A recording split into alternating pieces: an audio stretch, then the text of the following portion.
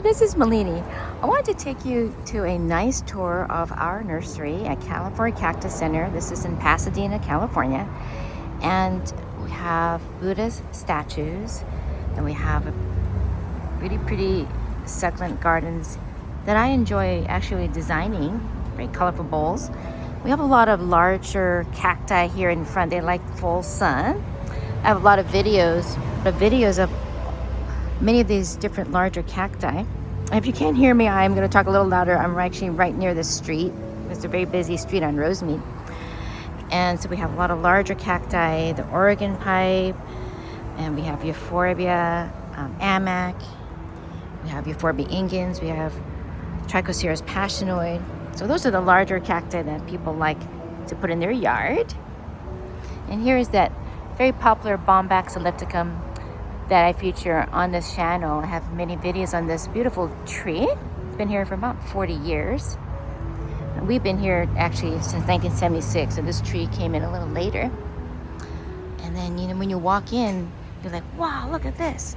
You're greeted with beautiful displays of many rare and unique looking cacti and succulents. And let's take a look at these. These are crested. These are the Cereus. These are the monstrose. I'll put names of these different cacti in the description below if you're interested. And this one here is this is the wrong name. This one goes right here. This is the golden crest. It's grafted. And we have a lot of stage succulents and cacti. So they do stay smaller and more contained in these pots, but they actually get a lot larger if you put them in the ground. Here's a nice one here. This is the Opoclaria Madagascar tree, Opoclaria decarii Madagascar tree. One of our very popular succulent trees that people like to collect. Here's another one that people enjoy collecting and growing. This is the Argentina Ball, Abermatilia brevifolia from Argentina. This is a very slow growing and very sharp. So you want to be careful. It's not a ground cover. It's great in a container, such as this beautiful handmade container. We have the Lithops. I really enjoy growing Lithops, even though they are difficult to grow. They look so stunning in this handmade container. And let me see here. This one is a very interesting tree here. Let's take a look at this one here. This is a Gerrardanthus macrorhizus, native to South Africa. And look at the beautiful vines. That very lush, clean, very healthy one too. And let me take a look at these here. We have more Lithops. I like this trio here. They really complement each other with the Haworthia truncata, Euphorbia hybrid, and the Senecio vitalis crest or Mermaid Tail. Here we have the African bonsai. Ooh, look at this one. This one is Trichocereus bulbosum, native to South Africa, and when they bloom, they have really pretty pink flowers that they cover all of the top here. So vibrant looking. Here we have this is a Trichocereus pachanoi crest, and this looks really nice in this handmade container. I'll show you more of this variety we have of the Argentina Ball. See, it's slow growing, and then you see how it mounds over time. And they don't need deep containers. This one is more of a shallow bowl with a natural looking rock. Then we have that one over there. It's a little deeper bowl, and look how it mounds over time. Very pretty. This picture here, see in the ground, it almost looks like moss, but it's this how it mounds over time. Look at how this is so, you know, cool looking here. This is how it's grown in nature. Here's our collection of Adenoabesum desert rose. As you see, some of them are starting to bloom. I have many videos on that one. Let me show you on this side here. See, this is a lot of our collection here, and these are fairly easy to grow if you don't overwater them. That's like the key thing. And they like to be outdoors in bright filter light. They're not cold or frost hardy. Look at this one here. Ooh, this is a blooming one. I love it when they bloom. It's so colorful. Then we have all this variety of Echeverrias. A lot of people enjoy growing them, but also putting them in the ground because they make wonderful succulents in the ground or in the container. This is one of my favorite ones. This Echeverria Conte, native to Mexico, and they have pretty pinkish flowers on these tall stalks, kind of orange, pinkish, and the leaves are really bluish green or silver looking, and they get a little bit more reddish on the edges there, and there's a natural sunscreen that protects it from getting sunburn. I also recommend not touching the leaf because the oils on our fingers can create little imprints or stains, so that's one of the key things, is not to touch it directly but to raise it from the bottom. But this is one of my favorite succulents because it's so stunning looking. Here's another Echeverria variety, very pretty. I like the curly crinkle leaves with this reddish purple color. That gets more intense, by the way, when it gets more sun exposure. And this is known as Echeverria Afterglow. Now, they don't get as tall. They don't grow with the trunk like this one does. You see the trunk there. This one tends to stay a little more low. So you're looking for more low growing but larger Echeverias with lots of color. Echeverria Afterglow is a really great option. They're known as Mangabe Lavender Lady. They get about 1 to 2 feet tall to about 2 to 3 feet wide. And look at that, pretty. It does have that lavender kind of look. And then little sharp edges there, and little points there. These are great outdoors, either in full sun or filter light. We water about once a week on average. We have also so many different varieties here of cacti and succulents. I'll try to go through as many as I can in this video. If not, I'll have many videos of all these different plants, as many as I can cover on our channel. This is a Euphorbia mammillaris variegata, or Indian corncob. This is a favorite because people like the fact that it has that pinkish color to it, and that can get really pink if it's exposed to like direct sun and a little bit of water. We have another Euphorbia here, Euphorbia ferox. And this is another Euphorbia flagellini, or African snakes, native to South Africa. These have pretty yellow flowers and they tend to stay low. This is great if you're looking for low growing succulents. Now, these are poisonous. All of these Euphorbias I just mentioned to you, these are all poisonous plants. They have a milky white latex that's inside the stems. You want to be careful when handling all Euphorbias. There's another one here, Echinocereus pectinatus, or a pink lace cactus. I like this one because I like how it's so vibrant and colorful.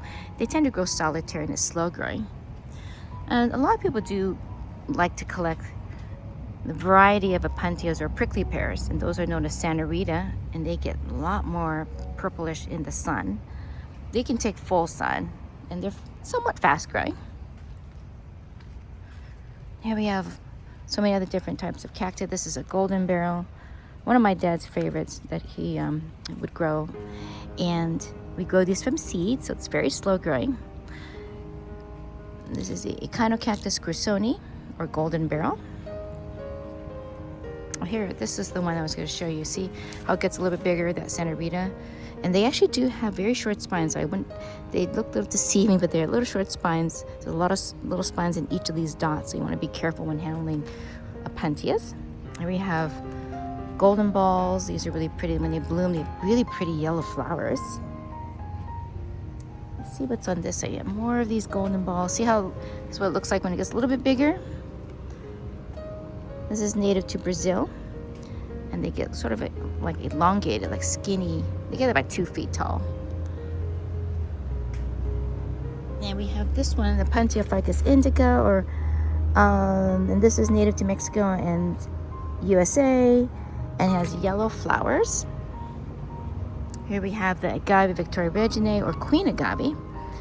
Now this gets nice compact. See, it's nice and compact. They get a little more of those white streaks as it matures. And I was showing you earlier what that Euphorbia ferox looked like. This is when it's a little more mature. They tend to cluster, and they get a little more purplish, those spines, when it's exposed to a lot more sunlight. Here we have Euphorbia milii hybrid, or crown of thorns, and they come in various colors, but right now we have some in pink. We have a lot in pink, yellow. And on this side, we have a lot of these succulent bonanzas. We call them succulent bonanzas. They come with assorted echeverias, sedums, Separvivums, and these are great for gift giving, or if you just want to like take it out of the container and transfer it to another pot, or if you want to put it in the ground. They're really easy to take care of. Just water once a week, and they like bright filter light outdoors.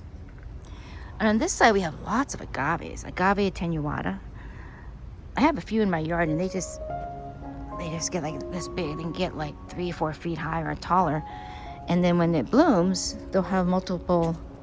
Usually you have multiple babies that you see at the base there, and then those will be the next generation. After the main plant dies, you'll have many offsets, hopefully, that will replace the main plant.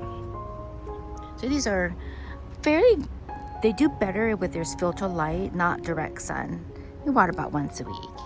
Here's some more of our Echeverias. Echeveria raindrop, Echeveria Doris Taylor, Echeveria colorata. We have all these different Echeverias. Those are really nice. I put this in the center of my container garden, and I build around it, so they're very versatile to take care of. And look at this one here. I want to show you, if you're looking for something sort of cascading, very easy to take care of. This is the Portulacaria afra, or elephant bush, but the cascading type. This would trail. Could take shade or sun. Drought tolerant when it's established. And it's so pretty. And let me show you some more here. These are Dudleas. This is Dudlea pulverulata or purulenta. Flowers are red, native to California. So native plants here. And this one is another favorite of mine. I like this because it's this pop of color with the reds. It's a Kalanchoe luciae, sometimes known as a red beaver tail or paddle plant, and they have tall white flowers that come out in the center. So when that does flower, I do recommend cutting the flowers so the plant doesn't start becoming the shape of the flower. That's usually what happens. So you like this nice compact shape, I would cut the flower so this will stay nice and full for you. I'm going to switch over here because on this side we have a lot of here we have a lot of different types of succulents in 4-inch. Well, here we have a variety of cacti, and these are great if you're looking to, you want to start off to see how it grows. These are in 2-inch containers, and then we do have some that are still blooming. They tend to bloom more in the spring and summer, but we do have a lot of blooming cacti, such as these are Gymnoclisium varieties. See this one here, isn't that pretty? This is another Gymnoclisium, pink flowers. We have another one here, Rubidia muscula, native to Bolivia, pretty orange flowers. I'm trying to show you as many as I can. And you have Copiapoe here. There's yellow flowers, and actually it has a nice strawberry scent to it, like a very faint scent. Pretty flower right here, another Gymnoclisium, so pink, yellow. This is another, well, I like succulents a little bit more than cacti because I don't like getting poked, but this is a fun one. It's a monkey tail cactus. It looks like a monkey tail and has red flowers. I'll show you what the flowers look like in a second here. See those, I'll do a close-up here. See that red flower? That's really nice, and it's all ballooning. So they have red flowers that come out, and see how when it's a little more mature, they trail and it looks like a monkey tail. Great as a hanging plant. That could take full sun to filter light. Water about once a week. So now I'm on this side. You can see a lot of variety of 2-inch cacti we have. Ooh, look at that one. It's a pretty white flower. See? Oh, those look really dainty looking. We have a lot of the Cereus forbesii or Ming Thing, native to Mexico. Cereus forbesii monstrose, Ming Thing, and they have white flowers. Baby toes are another favorite of mine. I like them because they do look like baby toes. The flowers come out roughly in like winter to early spring, and they tend to have dainty or daisy-like flowers like white, yellow, or pink. And the key thing is, right now I can see that they don't need water. They look nice and full. Even though the soil is dry, they don't need a lot of water. It's actually dormant in the summer and it grows in the wintertime. And I have a book just about Lithops, baby toes, and split rock and conophytums, and I'll put a link to that book in the description below if you're interested.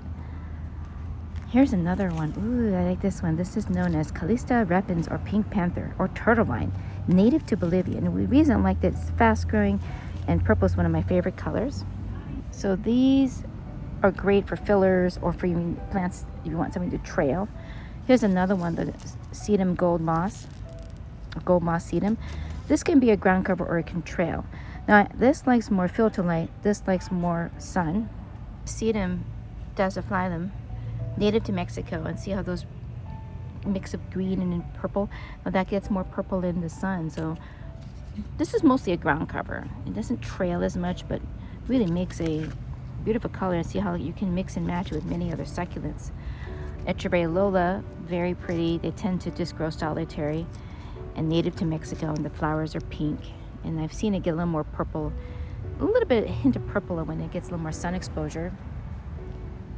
And we have the very popular, you probably have this in your garden, the donkey's tail. I like this because it's a delicate looking but still pretty hardy plant. Likes filter light, not full sun. Has pretty pink clusters of flowers. And then if you go into this section here, let me zoom out. This is our whole section of 4-inch and 2-inch succulents, and this is the main section that people like to go to, when, especially if they want to like make their own garden, or if they just want like one single plant. So these are very easy to grow. We just water them once a week. They can take filter light or full sun. And I'll show you a little bit more here.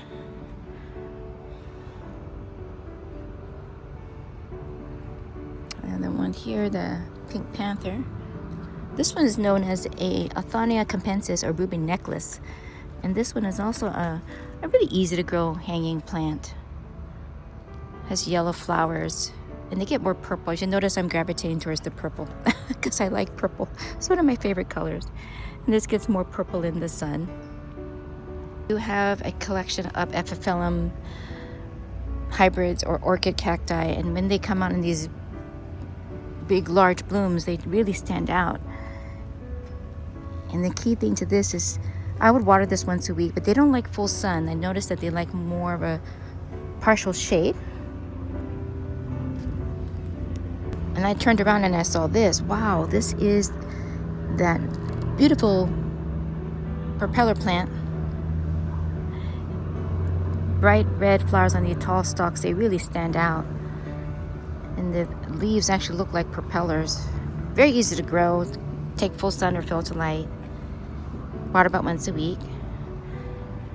Here we have our larger Matrilla cactus, geometrizon crest, or elite crest. And you can see how amazing that looks. Here's another one. This one is crested blue Cereus, native to Mexico.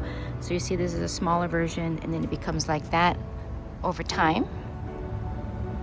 Then we have one of our popular ones that people love to ask me is the Cereus forbesii spiralis, native to Brazil. And there's one in the back there. You can see the way in the back there in that nice handmade container.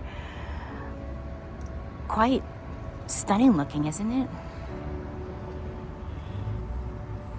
Here we have Notocactus magnificus, or magnificent one, native to Brazil. Have yellow flowers, and they tend to cluster over time. Many babies here. Here are the ones that are single, and here you can see over time it'll get like this. This is spectacular looking. You notice that all those multiple offsets here. And this can take full sun to filter light. When it's drought tolerant, it's drought tolerant when it's established. And we only water like roughly every 7 or 10 days. Don't like to overwater cacti, especially the more mature ones. This section here is a lot of our 2-inch succulents. And then we have the ever unique and popular Tephrocarpus geometrizon. Pretty slow growing, but roughly about a year for it to get another offset.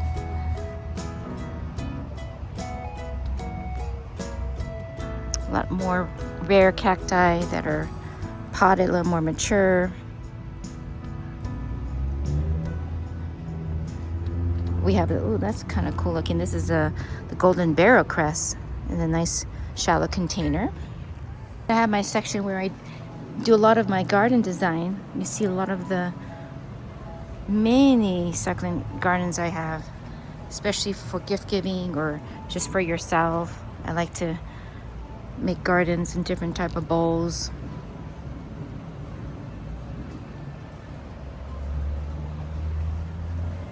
Here we have the little dreamer cement planter with beautiful succulents.